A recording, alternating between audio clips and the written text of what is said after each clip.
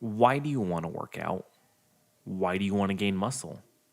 It may seem like a simple question, but when you really dive into it and get to the root of it, knowing this reason, not just the surface reason, but the deep reason, may be the difference between you hitting your goals and failing and staying stuck. And that's what we're talking about in today's episode. So strap in and get ready for episode 066. Let's go. I've always been that skinny guy. Why can't I gain muscle mass? What do I do in the gym? They said I'd always be skinny. This is your complete source for how to gain lean muscle and break out of your skinny body. From nutrition to getting the most out of your workouts and everything in between. We know just how frustrating gaining muscle mass can be, but don't worry, we've got you covered. You're listening to the Bones to Bulk podcast. Hello, welcome to today's episode. My name is Brian Parody and I will be your host today.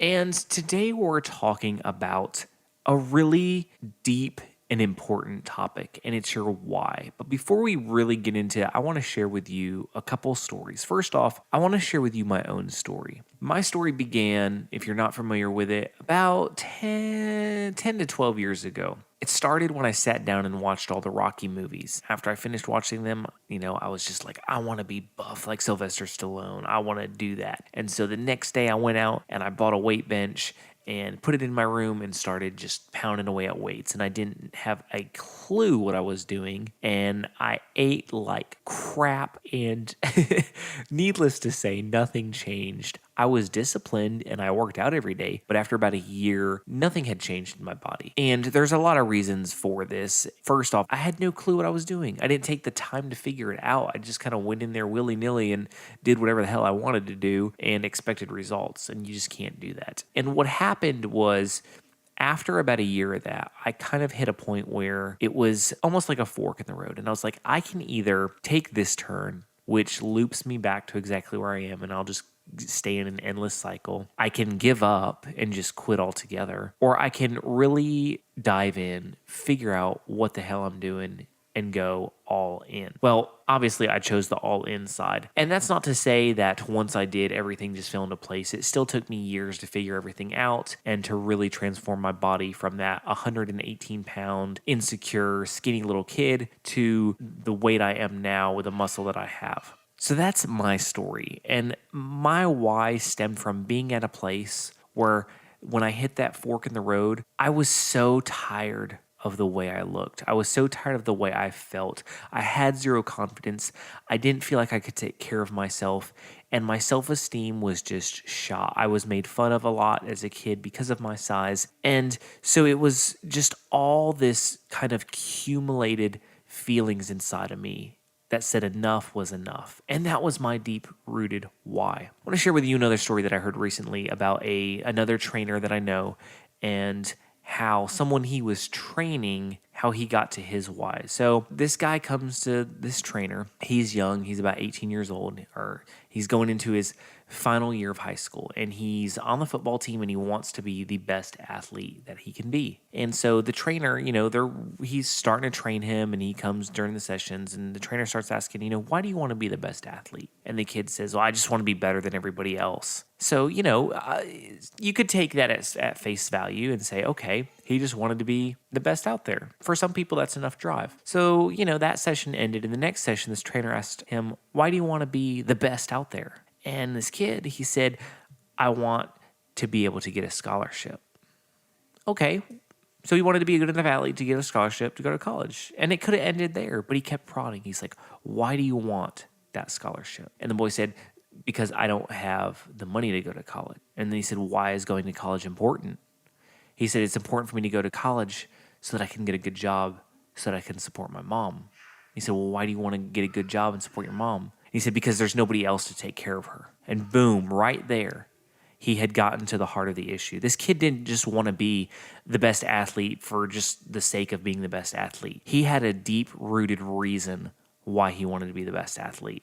And so that trainer wisely used that to motivate him on days when the kid was falling behind or when he just wasn't giving it his all. That trainer would remind him, remember why you're doing this.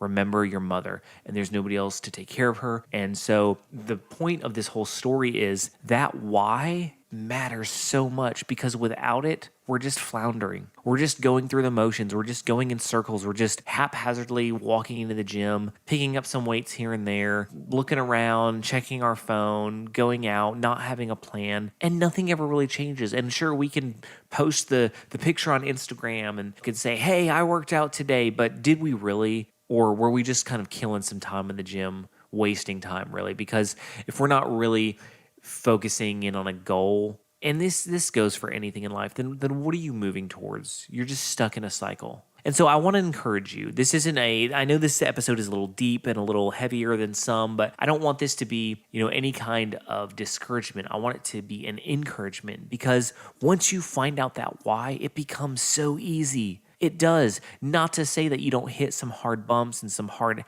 areas in life, and sometimes it just sucks, because absolutely it does. But you have that why to fall back on. You have that why on the days when you're on the couch debating whether to go to the gym or just lay down because it's been a long day at work and the kids have worn you out because you were up all night with them and you're stressed out over God knows what.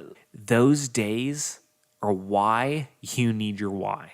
Those days are the reason you have to dig deep and you have to understand why the hell you're doing this. Because you can flounder and you can go in circles, or you can figure out your why. And you might be saying, well, Brian, I don't need to know my why. I just need to know what in the world I'm doing in the gym. That's the easy part. Go to bonestobulk.com and click on the free video workshop, and I have laid out for you for free how to start with your eating, how to start with the gym, how to start getting buff. Like, that part is easy. That's just following steps. And again, bonestobulk.com, free video workshop. It's right on the homepage. You can't miss it. Go check that out. That will lay the groundwork for you to get as far as your exercises and your food on point. But what I'm talking about is your why. So how do you figure out your why? I want you to sit down with, however you like to do your note taking, whether it's with a pen and paper, a journal, on your computer, on your smartphone, on your tablet, whatever you do, whatever is your norm. Sit down with that blank paper or document and just start typing. Just start typing, I want to work out because, and just write down the first thing that comes to mind. And then once you have that, ask yourself why again. Okay, well, why do I want to work out for this reason? And then once you have that, ask the same question. Why do I want to work out for that reason? And keep going until you literally cannot answer the question anymore. You've racked your brain so hard and you cannot come up with another why. And that is your deep-hearted reason. That's your purpose for getting in there and kicking ass in the gym. And you need to stay reminded of that. It's not enough just to write it down once and close the document or close the book, put it on a shelf, and then just completely forget about it. You've got to keep it on the forefront of your mind, whether that's writing it on your bathroom mirror, whether it's taping it to your dashboard in your car or your truck, whether it's sticking it on the refrigerator, whether it's putting it on your desk at work, wherever you have to put it to where it is constantly at the forefront of your mind. And then I want you to do this. Every day I want you to read it out loud. Every single day. It can be wherever you are. If you're driving to work, wherever you are, read it out loud. Read it to yourself. Say, I am working out because XYZ. Here's why I want you to say it out loud. When we say things out loud, I'm not trying to get all voodoo, spiritual, weird here, but when you say things out loud, it does have an effect on the brain. We start to believe it. It's not just a thought in our heads, because when we just think something, we doubt those thoughts. But when we say something out loud, we're actually telling ourselves, we're telling the universe, we're saying, hey, this is why I'm doing this. And that crap matters. Believe it or not, it does. So figure out your why, your deep, deep why, not just some pat, stupid answer off the top of your head that you didn't even put any thought in. I mean your real why. Write it down, say it every day, because it's going to make a huge difference in your life. All right. No matter what anybody has told you, no matter what lies you've believed, you've had others tell you, how insecure you might feel about yourself or how much you might doubt yourself that you're capable, believe me, if I can do this, anybody can freaking do this. You've got this.